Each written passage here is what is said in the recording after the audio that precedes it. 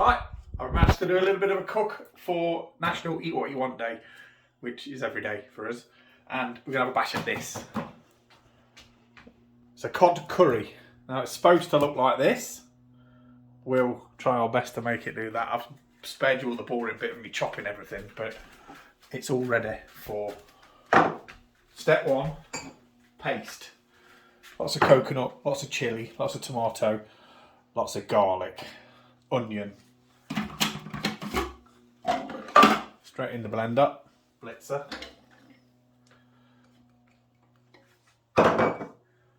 Grated coconut, tomato and chilli. A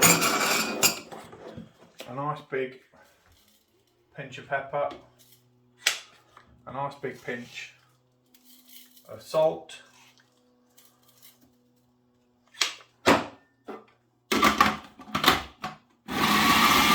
A blitz. Check back for when I get the cook on. Right, we've just got mustard seeds in here. They're going to pop like crazy, go everywhere. Zoe loves this bit, don't you, Zoe? Yep. You get mustard seeds all over the kitchen. Right, mustard seeds, 30 seconds. We're going with a bit of turmeric. Little stir. And then this paste we made earlier. That's going in. This is where I wish we'd got smelly cam.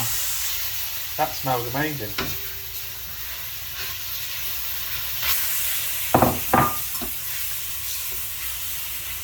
Smells good. This is the paste for the fish. Fish is there. Little splash of water now.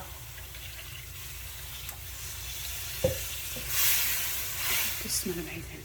Just done it. Now we've got to bring this to a boil and get the fish in it, so I won't bore you with that bit either. Come back when the fish is going in.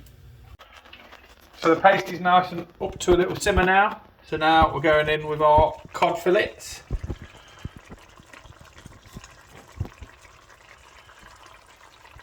Just felt a bone on that. We can't have that. You didn't see that bit. Cod fillets in. The paste all over them. Now it's key at this point, we don't move the cod because it will fall apart. It's got to sit in that paste, gently simmer for around 5 minutes until cooked through. And then when we're coming back, we'll be serving and garnishing. And there we have it. Cod curry with Indian breads, basmati rice. It kind of looks like the picture. It smells amazing. It does smell amazing. Let's eat it. Let's go.